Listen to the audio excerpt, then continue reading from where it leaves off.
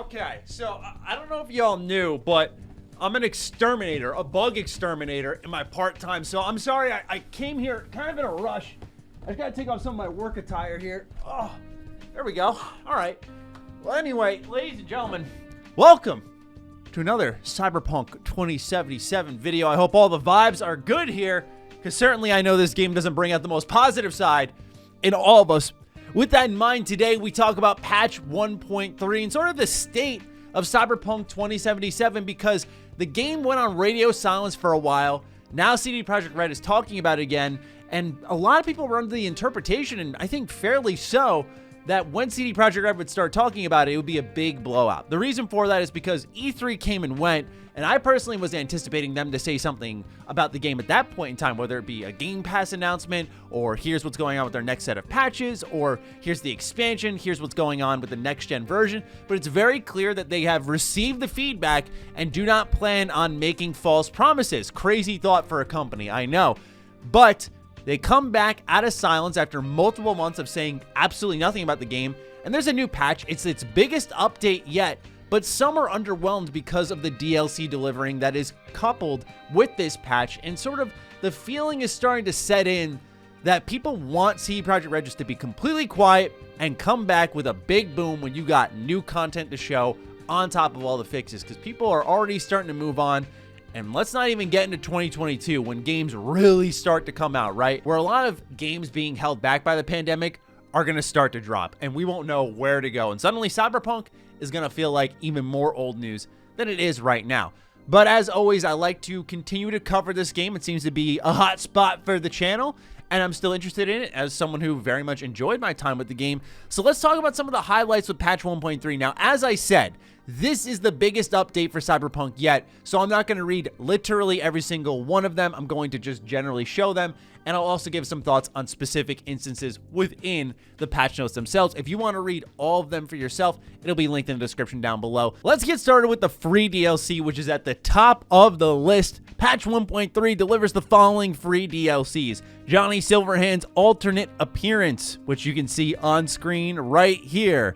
A multi-layered Sin Leather Delta Jock jacket and a luminescent Punk jacket, both of which will be available in the stash in V's apartment after receiving a message from Victor when completing the quest, The Ride. Last but certainly not least is Archer Quartz Bandit, which is available as a reward or for purchase depending on choices made by the player after completing Ghost Town and then receiving a message from Dakota or Rogue. All right, let's just call it as it is. This isn't going to blow your socks off, and especially when we started to see some of the leaks for Cyberpunk's DLC get narrowed down to being fake, and then you start to see what is actually being delivered, which is mere cosmetics. It's good, it's free. I'm not going to complain about free, but of course, people are feeling a bit whelmed by the whole situation, and I think on one front, that's fair. On the other front, I think when you're expecting meaty content right now as they're trying to get the game in a functioning state, that may be a little silly to expect them to drop something like a substantial quest line in there when you'll see as we go deep into these patch notes that there are certain quest lines that still aren't working, which is just overall kind of sad. The way they revealed all of this information was through a new thing called Red Streams, where they had a couple of members of CD Projekt Red, from their community managers to senior quest designers, gameplay programmers, all hop on board on this stream, and you could feel the lack of chemistry right from the get-go. Like, all these folks had only talked through email chains, and now they were getting together for the first time. And so the chat was really piling on them. I don't know if a live presentation should be the way to go for the future, but they were bold, they were brave to get out there, because there was no mercy in that battlefield. And as you carry it into some of their other updates, they talked about general improvements. One of the more significant ones is the minimap's zoom level when driving, so it's more zoomed out and easier to navigate, so you can actually see where you're going. There are other things like being able to reallocate the distribution of perk points on your character's skill tree, so you can respec whenever you want. They increased the slots for auto saves and quick saves. They added database links, accessibility options. Fixers will now message V to offer a car for purchase less often, which is definitely great to hear. They improved the screen space reflections effect. They also added a filter for quest items in the backpack, so your inventory is not going to get loaded up with needless junk. Quest item tags for miscellaneous job items will now be removed after finishing the associated quest, allowing to sell or drop them. Something that I have to say I low-key love. There's so many games out there that have these unsellable quest items, and I get it because it's like a Jenga tower, right? You pull out one piece, and I'm sure it all comes crumbling down, but as a gamer, I like when I can unload my inventory and those quest items that are sitting there. Let's continue on. There's a couple more improvements that they do highlight here that I want to get through. One of them is players will now be able to properly craft a quick hack, even if they once crafted it and then got rid of it. They added a comparison tooltip for cyberware, improved notification when buying cyberware and not meeting the level requirement to equip it. It's now possible to upgrade crafting components in bulk. Oh my gosh. Hey, I made a lot of Cyberpunk content. One of them was an improvements video, and guess what? I dropped that way back in December, and they're just adding it now. So you can craft in bulk. There's also new sleeping spots for the cat and a couple of other things there, but overall, those are general improvements. On the balancing front, I think people will find it even more interesting because they say that the detection time of enemies now depends on the game difficulty. See, this is where patches get ugly. You see this and you go, that wasn't there. That wasn't there. Hold on. It gets even more interesting. Let's look at the NCPD changes where they say that NCPD will no longer react and turn hostile because of dead bodies in open world activities. NCPD will now also react to hitting NPCs with a non-lethal weapon, which, I don't know. I just thought some type of violence would engage the NCPD, but it's one of those spots where you're like, wow, there's a lot of work that still needs to be done. They adjusted the damaging process when shooting crowd NPCs while in combat. They changed some of the behaviors for boss fights. On top of that, there are a lot of specific quest balancing. They added more crafting specs for cyberware mods. The level requirement of items will now increase with each upgrade. The balancing of the number of components required to craft clothing. Improve the crafting system so that items with random quality scale their quality with the player's crafting skill. It's not possible anymore to roll a quality exceeding that of the relevant crafting skill. On the gameplay front, they fixed a multitude of issues, and what's interesting about this patch is there's actually so much in it that they've added drop-down bars. So if you look at some of these examples here where they're in bold and white with an arrow next to it, if you click on it, you'll actually get more information on all of these, whether it be the adjusted perks or the NPC behaviors, the new items and removing duplicate items from vendors' stock, tweaking and improving some of the player mechanics, such as double jumping. They fixed minor issues with cyberware, and even the stability and improvements across all platforms looks to have faced some improvements, whether it be the dynamic resolution scaling improvements, improved frame rate consistency resulting in fewer hitches spikes, and especially during combat, much required. Fix the streaming issue affecting performance in the city center district. Once again, much needed, and memory optimizations and memory management improvements in various systems, which will fix a multitude of crashes that you may be experiencing with the game. Whew. Like I said, there's a lot here, and I think overall people are going to be pleased with it. That's not what I was really getting at the start of this video.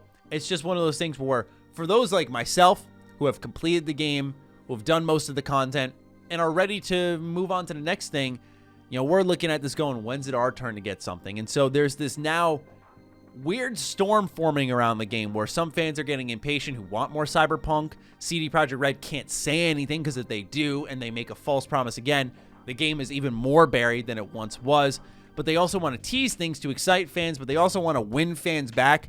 All this resulted from one really horrendous choice, which was to release the game at the end of last year. And so now they're really paying the piper when it comes down to it. But let's continue on because there's still even more fixes, such as with the UI. One of them, and the only one I want to focus on here, is Delamain's image will no longer get stuck on holocalls when V leaves the car too fast after completing Epistrophe Badlands, one that really stuck with people. There are plenty of more UI adjustments. There's also improvements to the graphics, audio, and animation, fixing a multitude of issues across quests, cutscenes, and of course, voice work. Faulty pathing for vehicles and map holes were also plugged away at in the environment and levels, Every single quest I can imagine got its own individual fixes, so these should work properly. There were even open world adjustments, mostly with the gigs, which you can just run into whenever you please. Cinematic design got a ton of updates for a variety of quests where there were different cutscenes, and even miscellaneous ones, such as a gift from Judy can now be found in V's apartment after player receives a text about it after completing her romance side quest. Fix some story inconsistencies in the radio broadcast, which I thought was kind of an interesting fix, and fix the blackout effect persisting during Love Like Fire when using certain language settings. There are also specific system fixes, like with PC. They fixed issues with tutorial tooltips, an issue that caused the game to crash if a saved thumbnail was corrupted. Toggling window and full screen mode with Alt-Enter shortcut works. It's now possible to exit locked scanning overlay by pressing tab, and added a more compact PC version of the mouse cursor. Whereas on console, they adjusted the dead zone setting. On PlayStation, NPCs will no longer speak after being killed. They improved the streaming of city lights. Overwriting a game when there's insufficient memory space will no longer corrupt the save. That's pretty major. And then a variety of quest fixes, plus many more.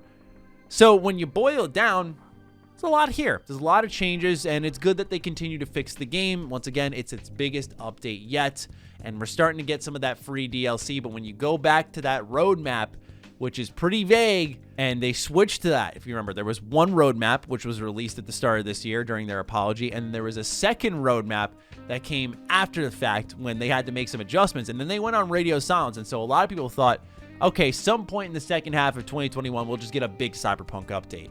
And I guess in a way we did get that, but it isn't the fix-all that people are looking for, where they say, here's the next-gen update, here's the fixes for consoles, and here's what's coming next for those of you who've been waiting with expansion news.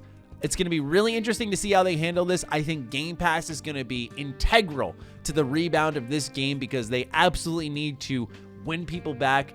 And they can't really do what Ghost of Tsushima is doing, which is like, hey, you want to spend money on this again? It's really good. Plus, we have Iki Island in there. I think it's going to be really tough to get people to spend again, where Game Pass is going to be really important to get folks to just say, I'll at least try it, because a lot of bridges were burnt with this game. We know they at least broke even on it. They're likely in a profitable area now, but when it comes to reinvesting, they likely need to do a couple of deals to get that going, starting off with Game Pass, winning the goodwill of consumers, and I think that's where it'll all begin. When exactly they'll do this, whether it be, say, spring of next year, or maybe just early 2022, like February or something, or it's the end of this year, time will tell. It's about how hasty they want to be about things. But for me, there's plenty of other things to play and focus on, so we'll see whenever they start speaking, and of course I'll be here to talk about it when they choose to do so. With that in mind, I leave it in your hands. What do you think of the latest Cyberpunk 2077 update? Let me know in the comments down below. Other than that, follow me on Twitter, follow me on Instagram. Those links are in the description down below. And a big thank you to all the patrons, all the members who continue to support all of the content here. Stay sexy, stay active. I love you all. Peace.